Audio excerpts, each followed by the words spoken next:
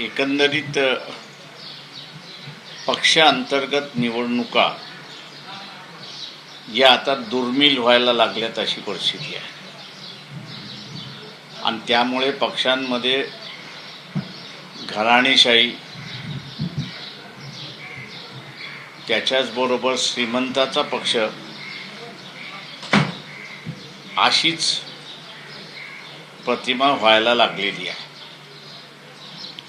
कार्यकर्त्यांना पक्षामध्ये त्यांचं मत मांडण्याची संधी आहे असं आता वाटत नाही आणि म्हणून पक्षांतर्गत निवडणुका ह्या आपण सुरुवात केल्या पाहिजे। महाराष्ट्रातल्या वंचित बहुजन आघाडीच्या मार्फत आम्ही सुरुवात केलेली आहे।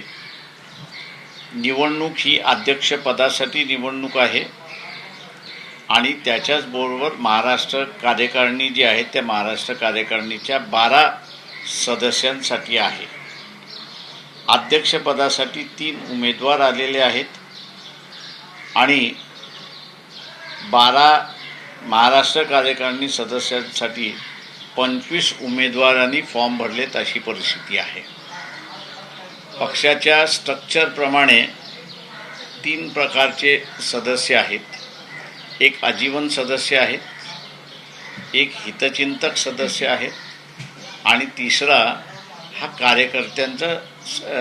कार्यकर्ता म्हणून सदस्य आहेत। या तिघांनाही मतदान करण्याचा अधिकार आहे। 30 तारखेला मतदान पार पडलं।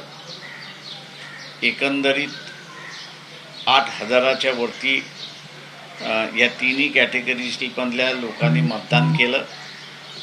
आज काउंटिंग सुरुवात झालेली आहे।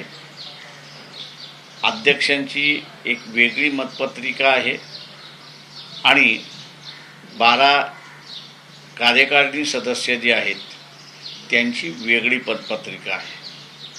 काउंटिंगची प्रक्रिया अशी आहे की दोन्हीही मतपत्रिका वेगवेगळ्या केल्या जातील। त्या वेगवेगळ्या केल्यानंतर 12 महाराष्ट्र कार्यकारिणीचे सदस्य जे आहेत त्यांची मतमोजणी पहिल्यांदा होईल आणि त्यानंतर अध्यक्षपदासाठी जे 3 उमेदवार आहेत त्यांची मतमोजणी होईल। मी असं मानतोय की दुपारी 3-3:30 वाजेपर्यंत काउंटिंग ही पूर्ण होईल अशी अपेक्षा आहे। आत्ताच एक मोठी बातमी समोर येते। महाराष्ट्र धर्म स्वातंत्र्य कायद्याला राष्ट्रपतींनी मंजुरी दिलेली आहे। 30 जुलैपासून राज्यामध्ये लागू होणार आहे काय? आम्ही त्याला चॅलेंज करणार आहोत कोर्टामध्ये। का कुणी कुठल्या देवाला मानायचं, त्यांनी कुठल्या संताला मानायचं हा सरकारच्या परमिशनचा इश्यू नाही आहे। तर घटनेचं कलम 25 आणि 26 हे मानायला स्वातंत्र्य देतं अशी असणारी परिस्थिती आहे। तेव्हा धर्म हा काही सरकारच्या नियंत्रणाखाली नाही आणि त्याला असणारं मुंबई हायकोर्टामध्ये आम्ही आव्हान दिल्याशिवाय राहणार नाही। सरकार या अडून काय करू पाहत आहे, तुम्हाला काय वाटतं? दुर्दैवाने मी असं म्हणेन की जुन्या काळामध्ये जी भांडणं होती, एक वर्ग विष्णूला मानणारा होता तर दुसऱ्या बाजूला विष्णूला विरोध करणारा होता। हे आता पुन्हा भांडण सुरुवात करणार आहे। रामानंद सागर यांनी महाभारत आणि रामायण याच्यावरती सिरीज काढली होती। आजही सुप्रीम कोर्टामध्ये ती याचिका जिवंत आहे असं माझा अंदाज आहे। डोळ खात पडलेली आहे।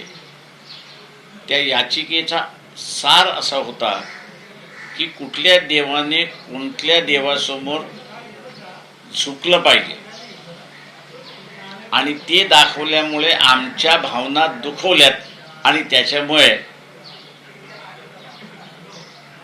कोर्टाने कारवाई करावी अशा रीतीची ती पिटिशन होती.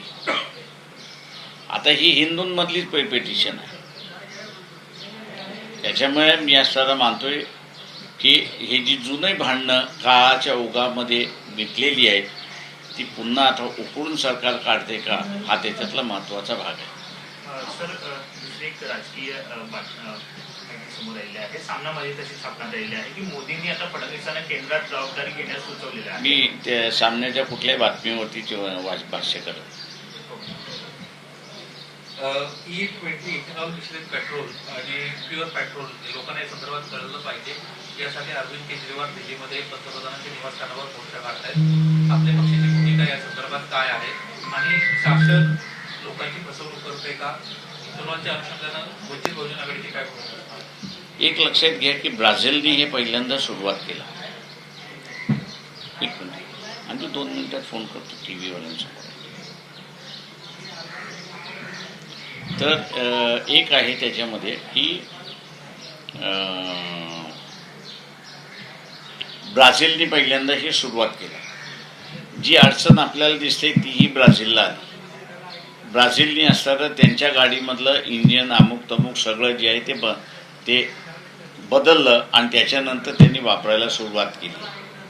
आता असताना सरकारने मान्य केले की इंजिनचं गॅस्केट जायला लागलेलं आहे. त्याच्याच बरोबर असताना पाणी असल्यामुळे टाकी जी आहे ती टाकी सडायला लागली आहे, याच्याबद्दल अजून त्यांनी कबूल केलेलं नाही. तेव्हा गॅस्केट जाणं म्हणजेच इंजन सीज होणं हा त्याच्यातला महत्त्वाचा प्रकार आहे. त्याच्यामुळे शासनाने जे आहे त्याच्यावरती पुनर्विचार केला पाहिजे आणि जोपर्यंत तुमच्याकडे टेक्नॉलॉजी येत नाही तोपर्यंत त्याच्या वापरण्यावरती बंदी आणली पाहिजे, अशी आमची पक्षाची भूमिका आहे. ज्या पद्धतीने लाठीचार्ज जो आहे तो दिल्लीमध्ये झाला, अनेक मुलींना जे आहे ते मारलं गेलं, कुठेतरी पंतप्रधान नरेंद्र मोदी यांनी माफी जी आहे ती मागितली पाहिजे असं मागणी होताना पाहायला मिळते. माफी नाही, माझ्या केस मला जी काही माहिती येते त्याच्यावरनं असणारं नव्यानं केसेस दाखल करायला सुरुवात केलेल्या आहेत. फेस रेकग्नायझेशन करून केसेस दाखल केलेले आहेत आणि माफी तर सोडून दे, सरकार कधी मागणारच नाही, पण केसेस दाखल केल्याशिवाय राहणार नाही असं एकंदरीत मला चित्र दिसतंय. कारण का हे जे RSS आहे हे खुनशी आहे. हे काही हे स्वतःच्या धर्माच्या लोकांना सुद्धा जिथे विचारत नाहीत, मानत नाहीत, तिथे ते दुसऱ्यांना मानतील अशी असताना परिस्थिती नाही.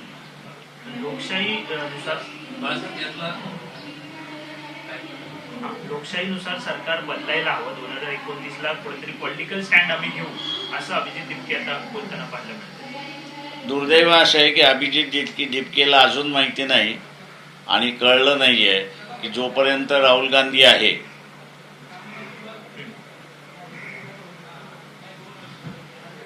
तोपर्यंत हा बदल मला शक्य दिसत नाही. कारण का 2019ला जर त्यांनी आम्हाला जर घेतलं असतं आणि वंचित बहुजन आघाडीला जे अगोदरपासून बाहेर ठेवतात आहेत ते डिक्टेशन सुद्धा BJP RSS BJP मार्फत येत आहे काँग्रेसला, असा माझा आरोप आहे. खरं तर मोदी म्हणतायत की मी विद्यार्थ्यांना माफ केलं, मात्र प्रत्यक्षात ज्यांचा मृत्यू झाला त्यांच्या कुटुंबाची देखील त्यांना वेळ घेतलेली नाही. तर दुसरीकडं केसेसच्या बाबतीमधला मी जसं म्हणालो की हे खुनशी सरकार आहे. RSSची विचारसरणी हीच खुनशी आहे हे आपण लक्षात घ्या. आणि त्याच्यामुळे हे विद्यार्थ्यांवरती कारवाई केल्याशिवाय राहणार नाही.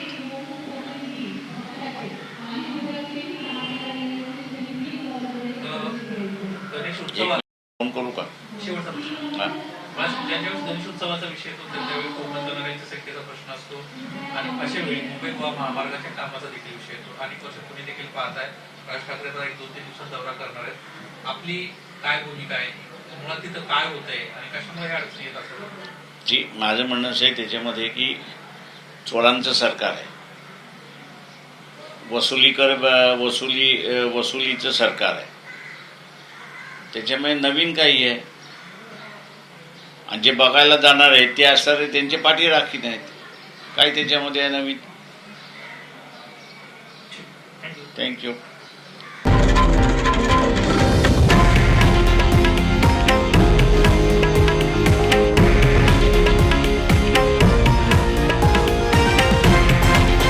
हे आहे देशातील नंबर 1 न्यूज नेटवर्क आणि आपण पाहत आहात TV9 मराठी, एकमेव.